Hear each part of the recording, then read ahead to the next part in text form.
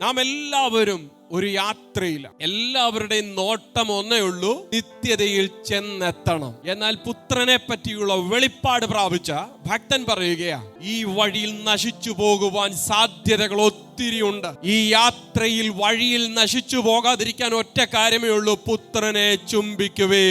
കാരണം പിതാവ് പുത്രനെ സ്നേഹിക്കുന്നു. നിത്യജീവന് ഒരു കുറുക്കു വഴിയുമില്ല. യേശുവിൽ കൂടെയാണ് നിത്യജീവൻ ഒരുവന്റെ മേൽ വെളിപ്പെടുന്നത്. പുത്രനെ അനുസരിക്കാത്തവനോ ജീവനെ കാണുകയില്ല.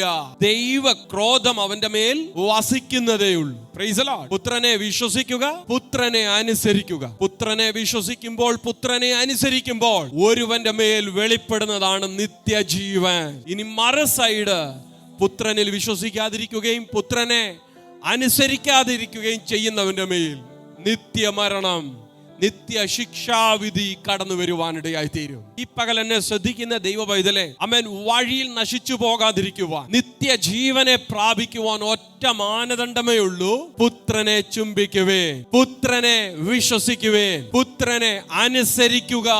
പുത്രനെ അനുസരിക്കുന്നവനിൽ ദൈവപ്രസാദം വെളിപ്പെടും. പുത്രനെ ആരനുസരിച്ചിട്ടുണ്ടോ അവന് വിടുതല.